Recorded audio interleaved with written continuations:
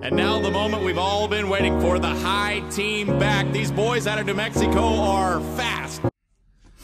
We're here with head baseball coach Steve Appel. Coach, looking out to the 2019 season, who are some guys on the roster? I know you guys lost a bunch of seniors last year. Who are going to be some impact guys for you this year on the field? We lost a lot of guys on the field. We didn't lose a ton on the mound. We lost a couple key guys. But I still feel like our leadership is there, on the staff, and we retained, quite a bit of our success on the mound. So, I'm happy about that. We lost some seniors on the field that I think hurt us maybe experience-wise. But I'm actually looking forward to the youthful group that we got out there.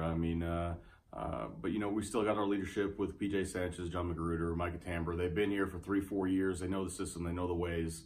CJ Aviles has been here. Gabe Valdez has been here. Ben Tingen, this will be his 4th year here.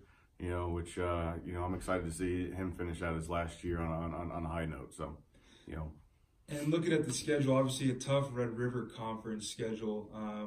But looking at the non-conference, couple Division II teams in Adams State, Texas Permian Basin. Then you guys face off against Macu and Central Christian. What was kind of the goal of developing the schedule this year? Hey, we got to find games. That's the hardest thing being in Hobbs America is, to get guys to come in here and play, with the oil boom and the cost of hotels. But A, it's to find games. B, you want to find a schedule that you can be competitive with and learn a little bit about your ball club. Me knowing that we were going to maybe be a little bit youthful on the field, you wanted to balance it out.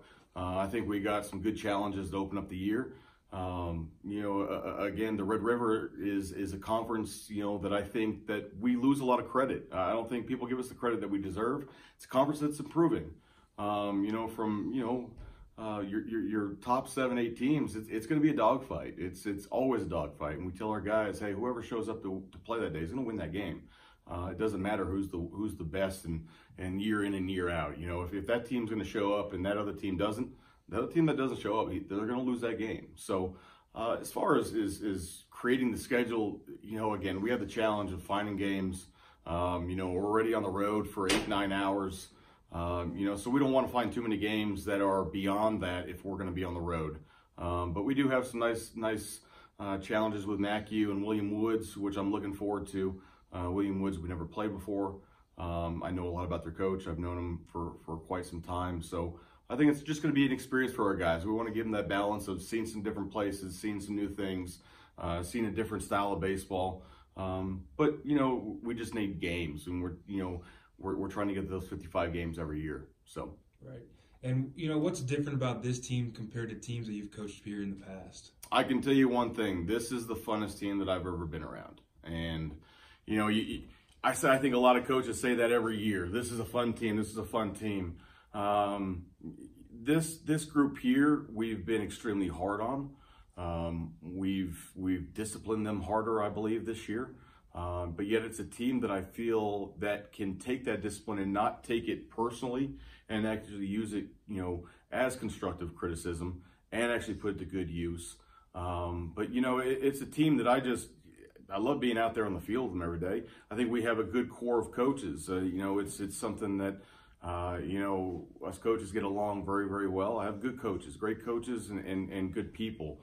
And I think that's what really developing a program, maybe when I first got here, is that our culture, maybe we just didn't have the right people here. Because again, we want to win games. We want to win games with the right people and good people and do things the right way. So that's the difference. I'm excited about it. I'm excited to see these kids grind.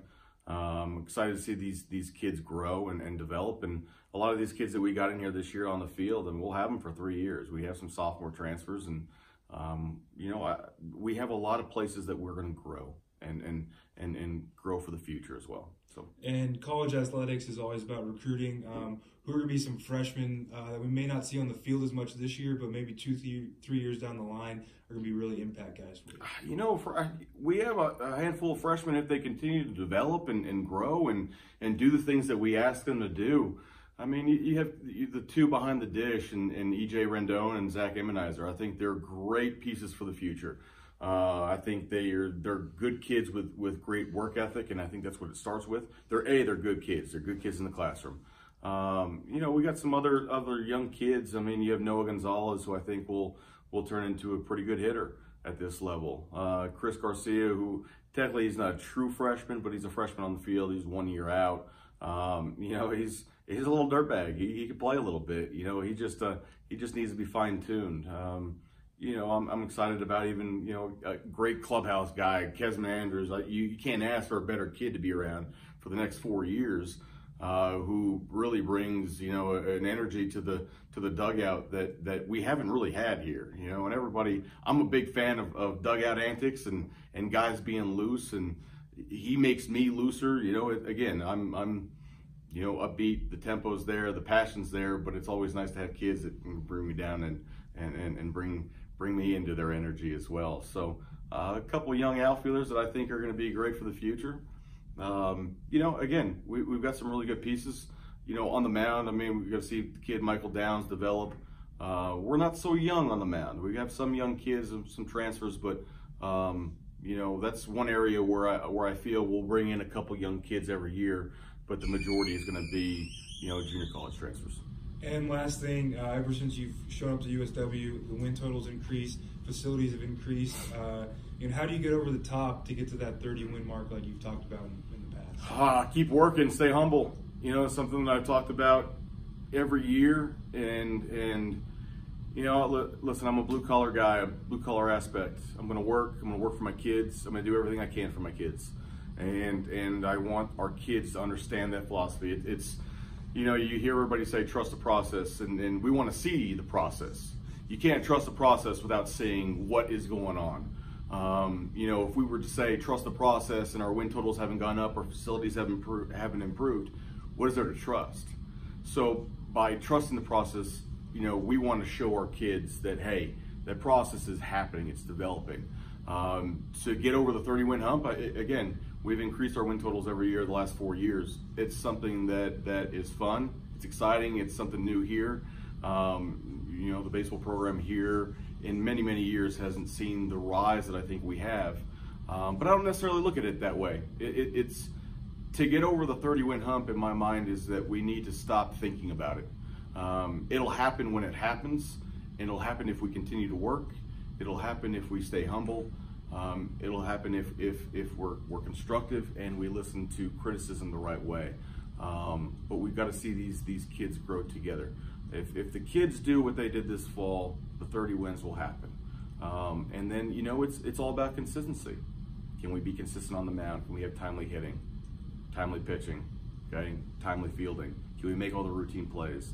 If we can just be your average blue-collar guys that'll work harder than everybody else, good things happen. So I'm excited about the future and excited about the growth of our baseball program, continuing, and we'll see what else we can add to that facility next year for the kids. Because again, that's when it's all said and done, it's not about me or the coaches winning 30 games. It's about these kids winning 30 games, and